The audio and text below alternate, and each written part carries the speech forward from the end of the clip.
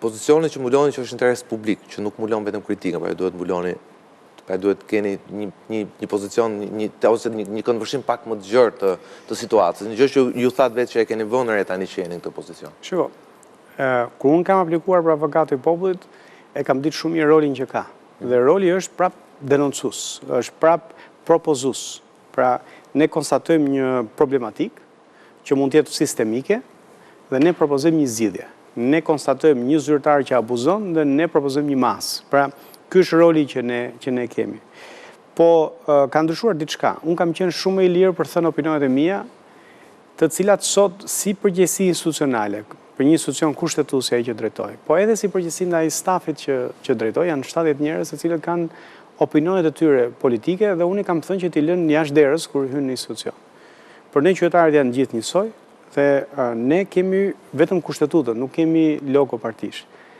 Dhe kjo si element përgjegjësie më kufizon që unë të shpreh ato opinione që deri dje si një qytetar i lirë mund t'i shpreha shumë më lirë. Shumë më lirë, sigurisht. Por, sepse është sensi përgjegjësisë, ju e thatë vetë. Por, edhe nuk mund të mbaj stafin tim në një standard më të lartë se çdo mbaj veten time. Pra, ato që unë e kërkoj atyre, e kërkoj edhe vetes. Në radhë parë vetes tuaj, patjetër. Por, a shikoni një diferencë midis asaj që ju keni parë nga jashtë, ku keni qenë dhe i lirë në opinionet tuaja, dhe tani në pozitën tjetër kur keni aksesin, keni faktet, keni mundësi të krahasoni, pra le të themi kur ju ndiqni një problematikë caktuar, tashmë nuk keni thjesht një person cilit një përgjegjës administrate, një punues administrate mund të mbyllë derën turive. Përkundër, ju jeni nga ata që thatë vetë që mund të hapni derën pa paralajmërim.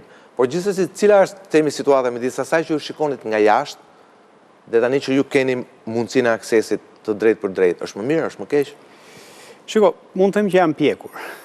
Pra, nëse kur unë isha thjesht një aktivist, unë fokusohesha vetëm tek ajo që nuk shkon, tani kur ne dalim me një rekomandim, ne përpiqemi të shohim ore pse nuk shkon. Pra nuk shkon sepse zyrtari nuk do apo nuk mundet. Dhe shpesh nuk mundet.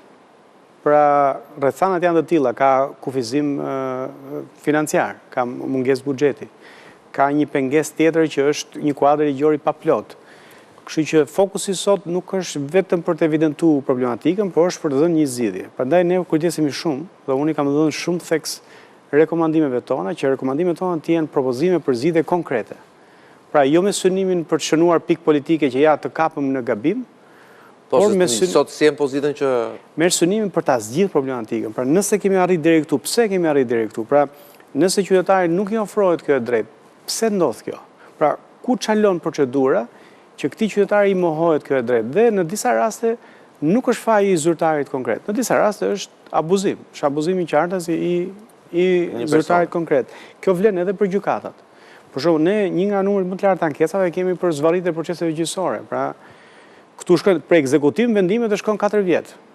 Kto janë, do të thënë, afate jashtëzakonisht larta. Se këtu njerëzit duan ta dinë, për shembull, ju folet me drejt. Po s'po hym zvarritjes dhe sepse ndoshta do ju bëj. Po një urdhër mbrojtje. Ideja është një urdhër mbrojtje apo një ekzekutim vendimi. Pse duhet vonohet kaq kohë? Pikërisht, po tash një urdhër mbrojtje, flasim për një njeri që është në rrezik për jetën. Pra një grua që është në rrezik për jetën që mund ta vrasi partneri ose ish partneri çdo ditë. Dhe ka ndodhur, ka vdekur, janë vrarë 41 gra, paktën 4 vitet e fundit. Tani ky urdhër mbrojtje që do të jetë 15 ditë shkon 4 muaj. Tani 4 muaj është kohë jashtëzakonisht e gjatë. Në disa raste është abuzim direkt i gjyqtarit. Pra është gjyqtar për 1001 arsye i pa përgjegjshëm për të ushtruar detyrën e tij. Në një pjesë të mirë të rasteve është mbi ngarkesë e jashtëzakonshme e trupeve gjyqësore. Për shembull, gjykatat sot veprojnë me 66% kapacitetesh. Pra 1/3 e gjyqtarëve, pra 1/3 e vendeve për të gjyqtar janë bosh. Dhe kjo padyshim që sjell mbi ngarkesë të proceseve gjyqësore. E bën kushdo që të jetë aty gjyqtare ka shumë të vështirë që ta përshpejtojë procesin. Kështu ne përpiqemi të ndajmë midis asaj që është problem sistemik, që është normë, dhe të evidentojmë ata gjyqtar problematik, prokuror problematik apo zyrtar publik problematik, të cilët fshihen mes këtyre problemeve sistemike. Ka raste kasëve prokurorëve? Ju konstatoni? Ka. Ne po bashkëpunojmë me ILD-n, me KLG-n, dhe duam të krijojmë një sistem bashkëpunimi ku ne raportojmë në mënyrë sistemike për të evidentuar edhe në mënyrë numerike kush janë gjykata problematike dhe gjyqtarët problematike. Po nuk keni sot një perceptim qartë cilat janë?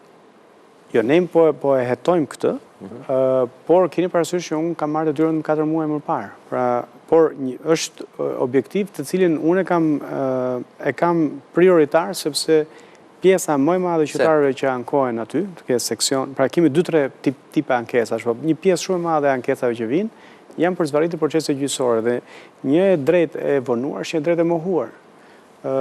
Një pjesë e madhe e personave që janë në gjyq për çështje pronash nuk jetojnë më. Pra, nuk ka arritur dot ta shijojë pronën e vet, megjithse në 90-ën një nga arritet më të mëdha të sistemit të ri politik ishte e drejta e pronës. Kështu që u kthye fatkeqësisht një nga dështimet më të mëdha të tranzicionit, për fat keq. Dhe është një shqetësim i madh, është shqetësim i cili sjell bashkë shumë aktor. Pra, mos funksionim të mirë të institucioneve dhe agjensive, siç është rasti në ASHK-s, që ka shumë problematika që ne kemi evidentuar, mos funksionim të gjykatave, pra zvarritje të proceseve, do të thënë janë koklavitur shumë problematika aty, por ne përpiqemi që ato çështje që janë të zgjidhshme t'i evidentojmë dhe të ushtrojmë presion. Pra, në qoftë se një gjyqtar abuzon me pushtetin publik që i është dhënë, të paktën LD-ja të jetë informuar për të nisur hetimin. KLG-ja të jetë informuar që kur ky gjyqtar kërkon promovim, ta ketë në konsiderat çfarë kanë thënë qytetarët për këtë gjyqtar. Në fakt është shumë interesante, por një konsiderat e shqetësuese se me sa po kuptoj nga intervista me ju është që gjykata dhe prokuroria mbeten shqetësim kryesor i qytetarëve. Është shqetësuese për shkak se nëse flasim për një reformë, në kuptimin të mirëfillt për masave, pra sasiore, por duke futur vettingun edhe cilësore, ka qenë reforma në sistemin e drejtësisë. Te njerëzit tashmë edhe tek ata që kanë qenë më optimist për këtë reformë është krijuar bindja se nëse kjo reformë nuk është e dështuar, SPAK-u nuk ka adresuar në mënyrën e duhur, në kohën e duhur problemet që kishte drejtësia e vjetër. Në opinionin tuaj, kjo reformë ka dështuar? Unë kam qenë edhe vazhdoj të jem një nga mbështetësit më të mëdhenj të reformës në drejtësi.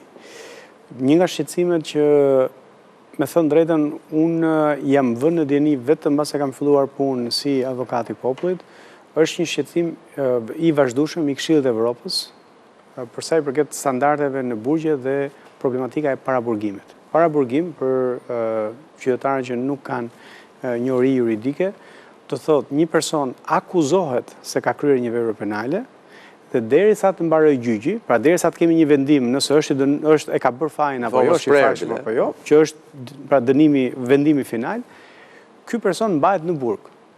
Pra ky është një rast përjashtimor.